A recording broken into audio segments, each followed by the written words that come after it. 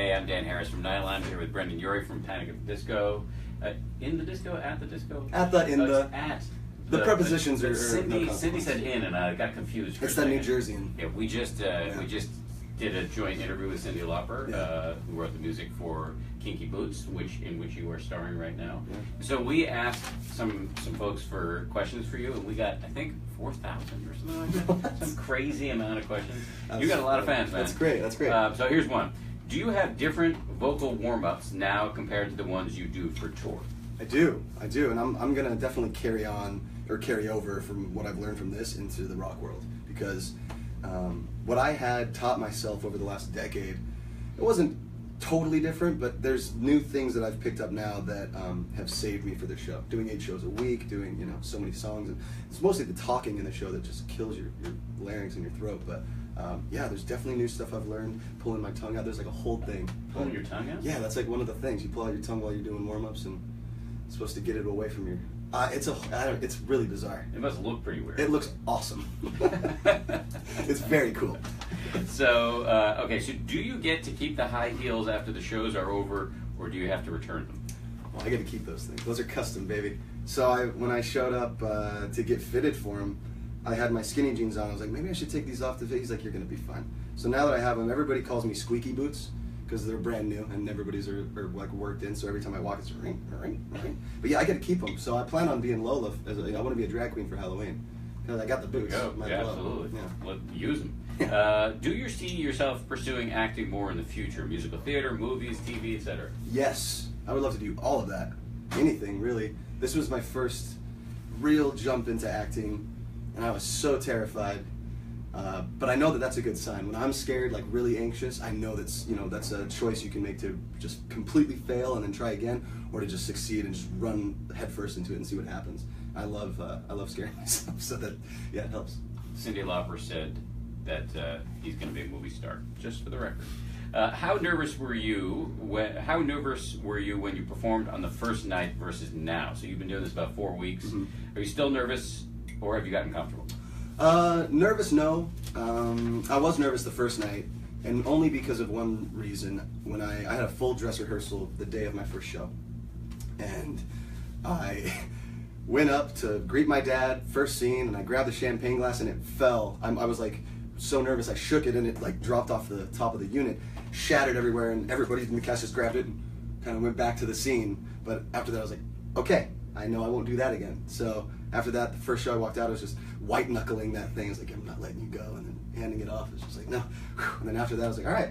So the bad thing happened, and now I'm good. But after all these years with Panic, where you travel all over the world, you perform in front of tens of thousands of people, being on a Broadway stage in front of what, 400 people, or I don't know how many people. I was like 1,400. Yeah. So why would that make you so nervous that your hands shook? It wasn't even. I wasn't even thinking about the audience at that point. I was just wanting to do well by the cast. So when I get up there, it's so intimidating because they're all such phenomenal actors and just so good at every aspect of what they do. And I would notice that they would do quirky little changes. So then at that point, I was like, oh, so it's a living, breathing thing. Okay, we're gonna mold this together, and it makes me react differently. So it was just all intimidating, and I think it all came to a head, and I was just like, oh, geez. Didn't know what was happening, but that's just my anxiety disorder. By all accounts, well, your anxiety disorder, well, it comes and goes, but it was fun. And live theater, it's kind of funny if something like that happens, because Charlie Price's character is supposed to be that bumbling, unfocused, freaked out guy all the time. It's funny you say anxiety disorder. I don't know if you're kidding about that. No, I actually have anxiety disorder. So, I mean, I think it's really brave and important for somebody in your position to be able to talk about that openly.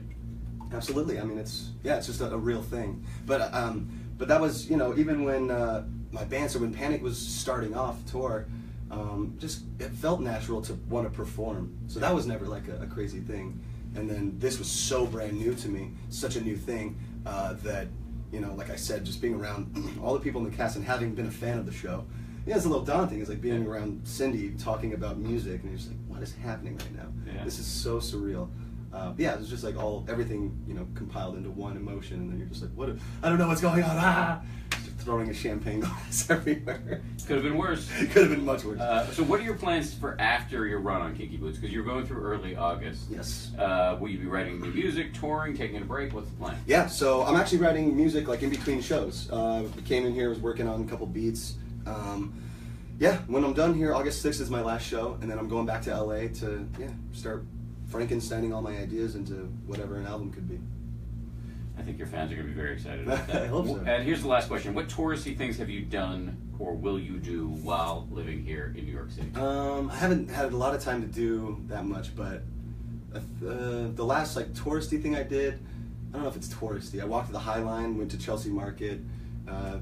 That place is dangerous because you can just walk through and just get so full. I get sick. Just ice cream, tacos, pork sandwiches, just like everything. I've fallen into that trap myself. It's an easy trap to fall into.